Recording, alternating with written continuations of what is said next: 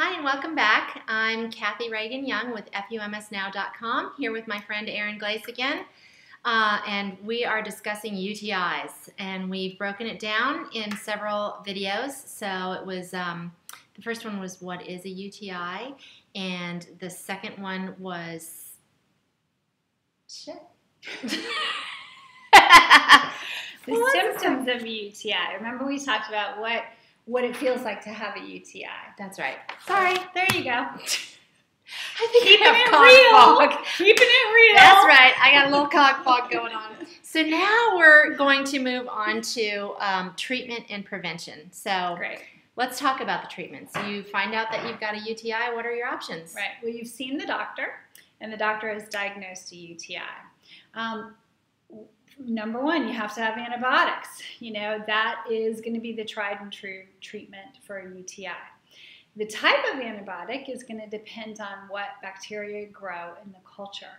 So it's important, if you are a patient who has frequent UTIs, that you do ask for that culture and follow up and say, okay, 48 hours later, if they found something on the quick strip and they gave you an antibiotic, you want to follow up and say 48 hours, or when the doctor says to you, okay, your culture is going to be back, is this the correct antibiotic? Am I on the correct antibiotic? Mm-hmm. Because that's going to be the tried and true treatment to actually kill the infection. Now, the other recommendation... What about the pain? That's what I want to know. Exactly. Because you told me in the last one I couldn't drink my wines. Exactly. What can I do? Pain. There are some over-the-counter urinary analgesics that you can find. Analgesic meaning it pain calms reliever? down, yes. It calms down the inflammation in the urethra and in the bladder. That actually helps to reduce that pain.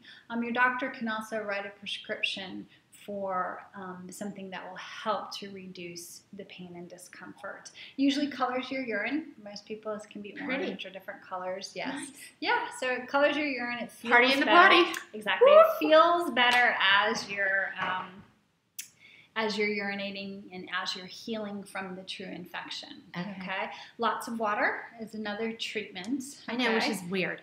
Yes. That's weird because I don't want to pee. Right.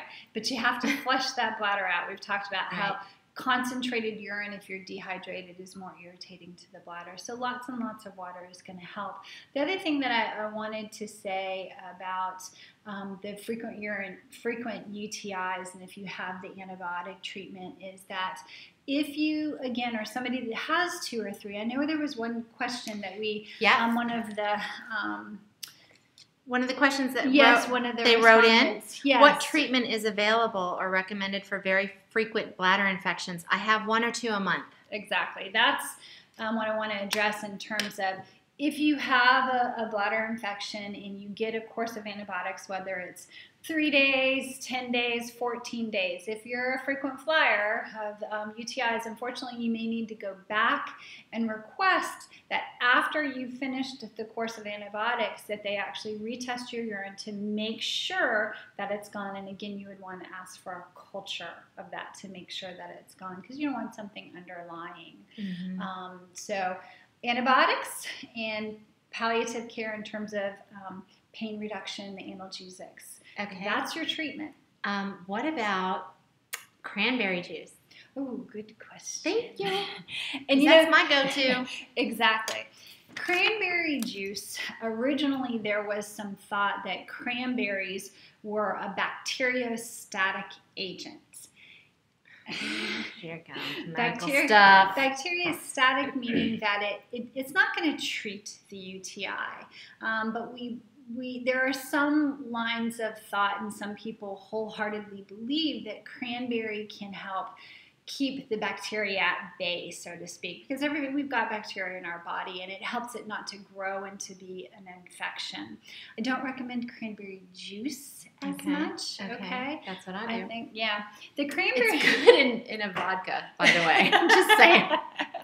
Well, that's all right. Okay. If you're not symptomatic, if you don't have a UTI. And that's kind of leads into the whole cranberry stuff anyways. It should be more, if you're going to use cranberry, if you believe it and if you really think that it works for you, you want to use concentrated cranberry that's doesn't have all the sugar and artificial ingredients added. Sometimes all the good stuff. Right, if you pull it off the counter at the grocery store, it's mostly sugar. It's less the cranberry. So, if you're going to go along the lines that the cranberry is a bacteriostatic and it helps to prevent, then you would use more pure cranberry, or cranberry tablets. Most of the time you're going to find those at a health food store. Be clear that if you have a true infection, it's not going to treat it. Okay. But could it be used for prevention? Yes, and I love prevention. So I let's know talk she's about the some prevention other gal. ways for prevention. It can be. The data is kind of unclear. Okay. If it works for you and you feel like it helps, then by all means, it's not going to hurt anything. So just to be clear then, you are suggesting that I have a vodka cranberry every night? Pure vodka, pure cranberry. Okay. Yeah, I'm good. I'm going to have to explain to my family that this has been something that you suggested and that is prophylactic to avoid my UTIs. So prevention, we're going to go on. Okay, go ahead. Prevention. Again, just to reiterate a little bit about the cranberry juice. Cranberry juice in and of itself can actually be a bladder irritant, and that's where you're going to need to look for the more pure forms of cranberry if that's something that you want to pursue. So prevention. Let's talk about some of the things that we know cause UTIs. Okay. UTI can be caused, this is not too pleasant, but it can be caused by E. coli, which means that, Ew! Right.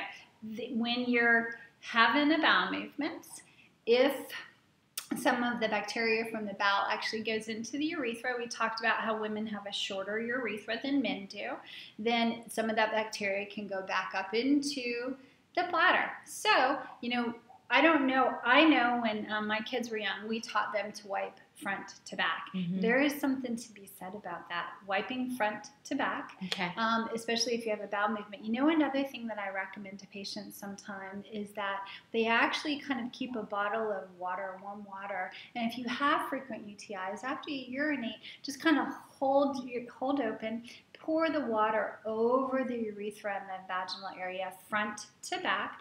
No scientific proof that can work, but if you think about it, if we're worried about the E. coli going into the urethra, rinse it out of there. It's a wonderful way to kind of rinse it out. Okay, so it's a manual bidet. Exactly. Okay. There's a little water bottle. Pour it on, there you go. So being very careful and very as clean as you can be. Certainly, sometimes it is what it is, but just clean. So another, oftentimes some women will get frequent UTIs after intercourse. Okay, and if this happens to you very frequently, sometimes physicians will prescribe that you take an antibiotic after each intercourse. Okay, every time you have intercourse, you take an antibiotic. Another really good thing to do after intercourse is kind of the same thing that I talked about. Either use a little, we call it a peri bottle because you're putting the water on your perineum, which is the area of the vagina, that region. Okay, taint, right? Well, kind of ahead of the taint, because the taint is between the vagina and the anus. And what's that called? Well, that's the perineal body, but just the perineum, we can kind of refer to the whole front to back region. Okay, it's called a peri bottle, kind of a general term. So after intercourse, empty your bladder. So maybe that means you drink your vodka and cranberry before you have sex, and then you'll have to pee afterwards. Yes. Or, if you want to be even better, you drink a big bottle of water. Okay. Boring. Yeah. But depends on how long you've been married. Probably. Right. Either way, you want to make sure that you empty your bladder and clean up a little bit after intercourse. If it continues to happen, then the post-intercourse antibiotic that some doctors will prescribe can be effective. That was fantastic, but I have to go to the bathroom and I got to wash and I got to get you off of me. And then I'm going to come back and snuggle. Yeah, we'll do some vodka cranberry. Meanwhile, he's sound asleep. It's all good. With the clicker in his hand. Okay, Another reason that sometimes patients will get chronic UTIs is incomplete bladder emptying, meaning that you may have a little component of dysfunctional voiding. And if that's the case, please go back to an earlier video that we talked about how to completely empty your bladder and the release. Yeah, exactly. Stand up, double sit back dipping. down, relax. All of those things. So be aware that you need to completely empty your bladder. Release and find peace. Exactly. And then unfortunately, sometimes we just don't know why some people suffer from frequent UTIs. It's a serious thing. You feel awful. And I think you want to make sure that you're expressing that to your physician, how this is affecting you. So drinking a lot of water in that case is very good. Paying attention to what's going on around the time that you're getting UTIs is very important. And, having a good relationship with your physician, and, maybe you're somebody that needs to actually go on an antibiotic prophylactically every day, not necessarily related to intercourse or things like that, but it's usually a low-level antibiotic that they'll give you every day that kind of helps keep that at bay. So I want to reiterate, those are some of the reasons why sometimes we get urinary tract infections, and the prevention aspect of that is going to be good cleanliness, taking good care of yourself, water. Front to back, right? Drinking plenty of water. Water, if you imagine that water is just flushing out that bladder, that's very important. And how much water is a little bit debatable. We kind of have that general 6 to 8 ounce glasses of water a day. If that doesn't overwhelm you, then that's great. That's a good amount of water. Make sure you take your time emptying your bladder is another prevention, okay? So that you exactly stand up, sit back down, relax to empty your bladder. And then I think that's pretty much it. Did I say anything else? Well, no. I mean, there was the prevention and the treatment. Right. We've covered that in this video. So Exactly. I think we've covered all bases on the UTI tract. And now we know where the kidneys are and the bladder and all that stuff, all that important stuff. So, and I'm going to say what you say. If you have more questions, leave them down below. Good. Or what's the other something. way? Do you remember what's the other way they can send in? Oh, yes. Email you at FUMSnow.com. And it's Kathy with a K. Sorry. This is why we've got our own roles, okay? I'm not going to explain what a taint is because I got that wrong and you got my email address wrong. So sorry. We need to stay in our own little areas.